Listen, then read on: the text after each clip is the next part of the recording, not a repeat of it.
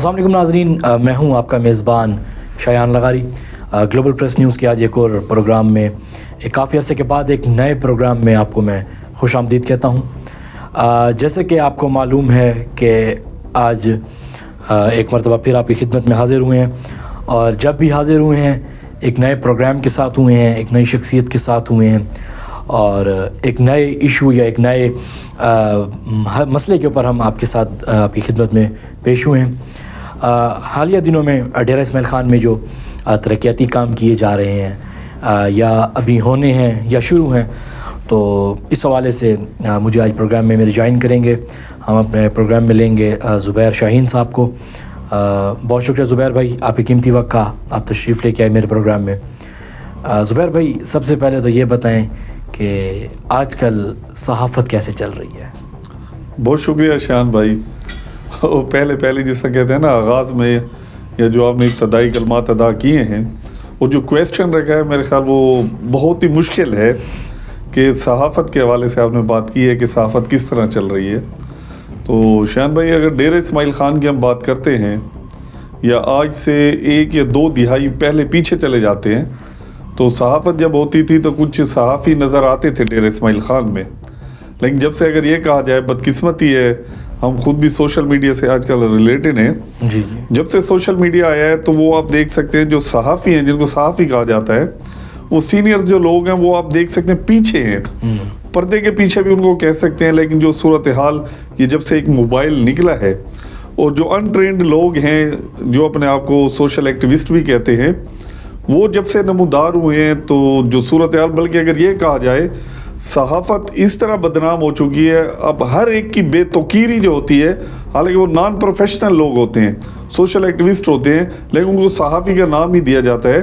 तो जिस तरीके से लोगों की शुरफा की या पगड़ियाँ उछाल रहे हैं, जिनको जर्नलिज़म एथिक्स का भी मालूम नहीं है, तो सहाफ़त का तो ये हाल है।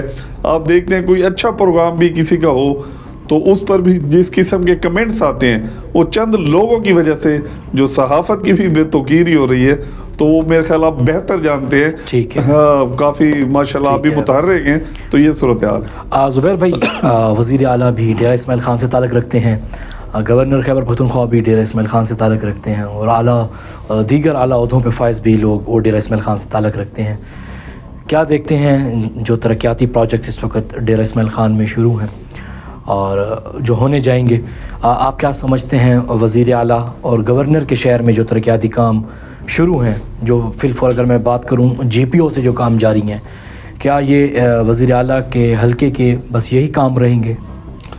शान भाई, इसके अंदर एक तो ये चीज़ है कि हमें ये देखना चाहिए, सबसे पहले अगर हम बात करें ऐसे मैं डी खान के सिटीज़न के तौर पर बताता हूँ कि जो वज़ीर आला है डेरा इस्माइल ख़ान के, गवर्नर साहब का ताल्लुक भी डेरा इस्माइल ख़ान से, लॉ एंड ऑर्डर की सिचुएशन भी है, IGP साहब का भी ताल्लुक डेरा इस्माइल ख़ान से। मेरे ख्याल पाकिस्तान की तारीख में ऐसा नहीं हुआ कि एक ही शहर से गवर्नर या वज़ीर आला हो किसी भी सूबे के। अली अमीन ख़ान जो वज़ीर आला बने हैं, सबसे पहले तो हमें ये देखना चाहिए कि वो काम करा रहे नहीं, वो एक अलहदा चैप्टर है। लेकिन अगर अली अमीन ख़ान वज़ीर आला नहीं होंगे, कोई दूसरा होगा, क्या DI ख़ान के ऊपर कोई फ़र्क पड़ेगा? फ़र्क पड़ेगा तो कामों के लिहाज से पड़ेगा। तरक्याती काम है, जो सियासी लोग हैं, सियासी मुखालफिन जमातें होती हैं इक़्तिदार में जो भी हो, वो ज़ाहिर है अपना बयानी आगे बढ़ाते हैं, लेकिन इससे कोई कतई नज़र कोई भी इस चीज़ को मानने के लिए तैयार नहीं है कि काम नहीं हो रहे। आप खुद बेहतर जानते हैं, अगर 2013 से बात की जाती है कि मुसलसल PTI के इक़्तिदार है, कमी कोताहियाँ भी होती है, करप्शन भी होती है, कोई इसके अंदर ऐसा नो डाउट, गुड गवर्नेंस के ऊपर भी बातें होती है महकमों में। लेकिन 2013 से पहले का डेरा इस्माइल ख़ान आपके सामने, अगर आप सरकार रोड पर निकलें, वही कचरा कुंडियाँ जगह जगह पर नज़र आती थी, ग्रीन बेल्ट है, सेंट्रल मीडिया है, मोनूमेंट्स वगैरह आपको मुख्तलिफ चौकों पर नज़र आएंगे, तरक्याती काम हर गली कूचा भी बनाया। और बड़ी बात यह है, रोज़गार भी लोगों को दिया जा रहा है। जो आपने जिस तरफ इशारा किया, ये GPO से जो गालिबन आप निकासी स्कीम के बारे में बात करें, USAID के फंड से जो पिछले टिनोर में बने, उस पर काफ़ी हमने भी शोर मचाया और मीडिया ने भी, काफ़ी तहफ़्फ़ुज़ात थे। लेकिन बात ये हो जाती है, जिस वक्त ये काम और होता है उस वक्त اگر پہلے ٹینور کی بات کی جائے بالکل غفلت تھی پاکستان تحریک انصاف کی, اس ٹائم نہیں مانا گیا, آج تک وہ بھگت رہے ہیں. اب یہ جو دوبارہ نکاسی گئی میرے خیال اس لیے کہ جو بارشوں کو پانی جمع ہو جاتا ہے, وہ جو پائپ لائننگ ہے جو پہلے سے ہے شاید اس کو کور کرنے کے لیے, تاکہ ادھر سے جو وہ آسانی سے جو شہر کا پانی ہے وہ نکل جائے. اب اس میں بھی ہم نے نشاندہی کی ہے, میں نے خود سی ایم صاحب کو بھی بھیجی ہے, جو متعلقہ ایکشن ہے محکمے کو, ان کو بھیج کہ جس طریقے سے اب پائپ لائن, پہلے بھی یہی غلطیاں ہوئی ہیں ڈیرہ اسماعیل خان میں, ابھی بھی آپ دیکھیں بیڈ وہ صحیح نہیں بنا رہے, ناقص مٹیریل ہے, ناقص پلاننگ ہو رہی, یہ پھر وہی حال ہوگا, اس سے آپ کو سبق لینا چاہیے. تو اس کے اوپر انہوں نے ایکشن بھی لیا ہے اور کافی چیزیں بہتر بھی کرائی گئی ہیں. تو لوگ ہیں, لوگوں کو بھی چاہیے نشاندہی کرنی چاہیے, کام ہو رہے ہیں, مخالفین کہیں گے نہیں ہوتے. بہرحال آپ کے نوٹس میں یہ ہو تقریباً 70 ارب روپے کے مختلف پروجیکٹ ہیں, کچھ آؤٹ گوئنگ اسکیمیں بھی ہیں, کچھ اے ڈی پی وغیرہ میں بھی ہیں. تو اس کے اندر کیڈٹ کالج ہے گرلز, وہ بھی آپ کے ڈیرہ اسماعیل خان میں آ رہا ہے. بہت سے ایسے پروجیکٹ ہیں, کامرس کالج بھی ایک آ رہا ہے گرلز, اور بھی کافی پروجیکٹ تقریباً 70 ارب روپے کے, جو آج تک ڈیرہ اسماعیل خان کی تاریخ میں پہلے نہیں ہے. یہ وہ چیزیں مخالفین شاید نہ مانے, اور شاید پی ٹی آئی والوں کی کمزوری ہے, یعنی اس طریقے سے وہ شاید وائرل نہیں کر پا رہے جو ترقیاتی کام ہو رہے ہیں. تو آپ سمجھتے ہیں کہ ابھی جو اس کے ساتھ فلائی اوور کا ایک بڑا منصوبہ ہے ڈی خان کے لیے, وہ کامیاب ہو پائے گا؟ اس کے لیے دیکھا گیا ہے کہ جو بساکی گراؤنڈ ہے اس کی دیوار کو بھی انہوں نے پیچھے کرنے کی کوشش کی جا رہی ہے, اور اس کو پیچھے کیا جا رہا ہے. لاز کے مطابق, ایتھکس کے مطابق کیا یہ ممکن ہے, کیا جا سکتا ہے؟ بالکل کیا جا سکتا ہے. اس میں دو چیز ہوتی ہے. ایک تو پہلی بات ہم یہ کر لیتے ہیں فلائی اوور.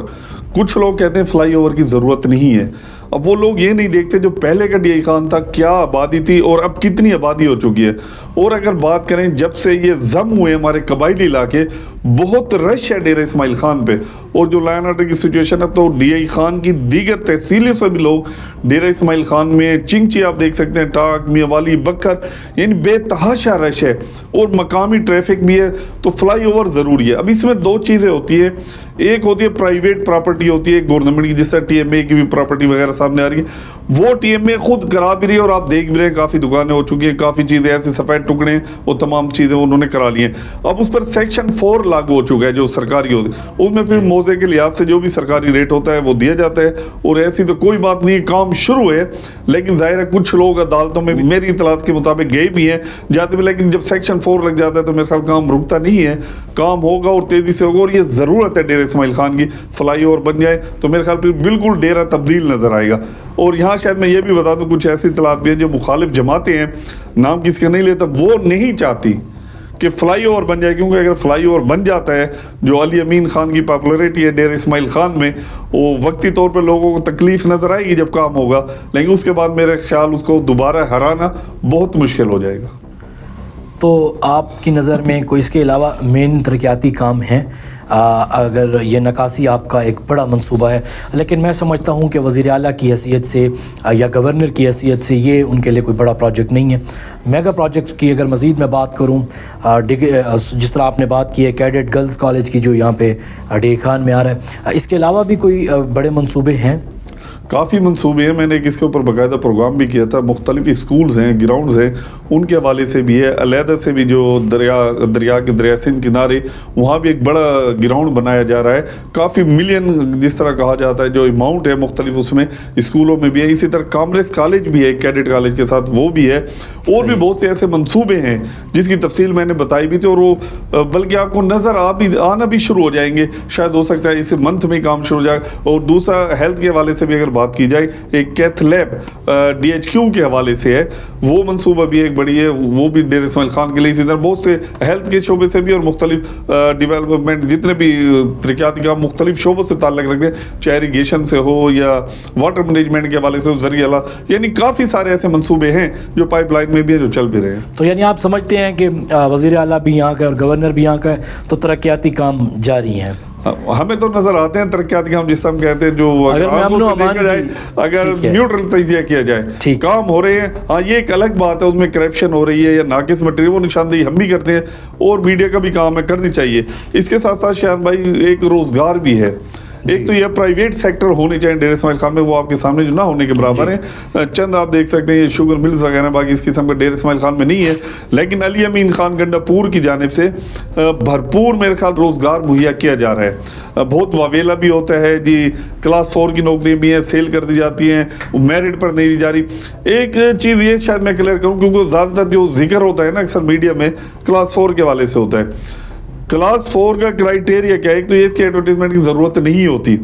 کلاس 4 کی اگر کوئی نئی جابز آ رہی ہیں، سینکشن کرائی جاتی ہیں فلان سے، یا کوئی ان کی جگہ ریٹائر ہو جاتا ہے، اس جگہ پر کلاس 4 لگائے جاتے ہیں. تو اس کے لیے جب جمہوری نظام ہو، جمہوریت ہو، تو میرے خیال کوئی بھی کسی بھی حلقے کا ایم پی اے ہو، وہ اس کی ثواب دید پر ہوتا ہے، جس کو چاہے وہ کلاس 4 لگا سکتا ہے. اس کے لیے کوئی تعلیم یا کوئی اس قسم کی کرائیٹیریا نہیں ہوتا.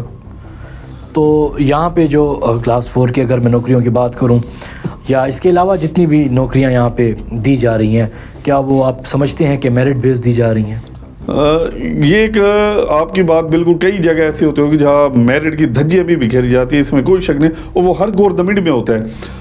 ہر آنے والی اقتدار میں جماعت جو بھی ہوتی ہے، اس کا پہلی ترجیح یہی ہوتی ہے کہ جو اپنی پارٹی کے لوگ ہیں ان کو آگے لایا جائے، یا جو ان کے اتحادی ہوتے ہیں یا جنہوں نے ان کو سپورٹ کیا. اور یہ پورے پاکستان میں ہی ہوتا ہے، بلکہ ہر معاشرے میں آپ جائیں اسی طرح ہوتا ہے. جہاں تک یہ بات نوکریوں کے حوالے سے میرٹ ہے یا نہیں ہے، یا کچھ الزامات بھی لگائے جاتے ہیں کہ سیل ہوتی ہے، اس میں ایک چیز میں بتا دوں شایان بھائی، چاہے کوئی بھی حکومت ہو، فار ایگزامپل میں یہ کہتا ہوں شایان صاحب آپ منسٹر بن چکے ہیں، یا آپ جن کو بھی آپ ظاہر ہے آپ نوکری دیں گے. جی زبیر شاہین کو میں نوکری دے رہا ہوں، انہوں نے مجھے بڑا بھرپور سپورٹ بھی کیا ہے اور میری جماعت کے فالوور بھی ہیں جی. اب وہ زبیر شاہین کے اوپر منحصر ہے کہ وہ اپنے ہی کسی خاندان سے لگاتے ہیں، فیملی سے لگاتے ہیں، یا آگے کسی کو سیل کر دیتے ہیں، وہ پیسے لے لیتے ہیں. اب جبکہ شایان صاحب نہیں کہہ رہے کہ نوکری فار سیل ہے، یا آپ نے مجھے فری دی ہے، لیکن وہ آگے میں کرتا ہوں، لیکن بدنامی شایان کے کھاتے میں جاتی ہے. تو اس قسم کی میرے یعنی کہ آپ کہنا چاہ رہے ہیں کہ علی امین گنڈا پور نہیں بیچتے، آگے اور بیچنے والے موجود ہیں. یہ دیکھ رہے کامن سینس کی بات یہاں میں کرتا ہوں، یہ نہیں کہ میں علی کی سائڈ لے ہوں. ٹھیک ہے.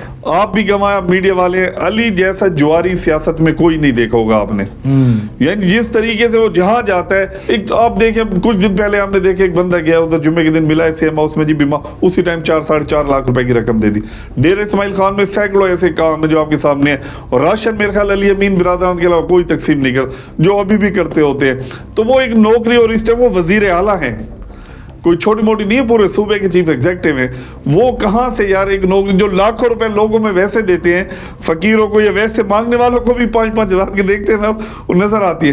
تو وہ کیا کلاس اور نوکریاں سیل کریں گی؟ بس وہ انگور کھٹے والی بات ہو جاتی ہے، اگر کسی ہاتھ میں نہ آئے تو یہ چیزیں ہو جاتی ہیں یا سیل ہو جاتی ہے. باقی سیل کی جو میں طریقہ ہوتا ہے وہ اسی طرح ہوتا ہے، کمی کوتاہی ہوتی ہے ضرور، اس میں کوئی ایسی بات نہیں. ٹھیک ہے.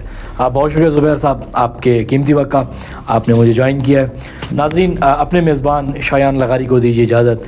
اپنا ڈھیر سارا خیال رکھیے، ملتے ہیں انشاءاللہ کل ایک نئے پروگرام میں. تب تک کے لیے اپنا ڈھیر سارا خیال رکھیے گا. اللہ نگہبان.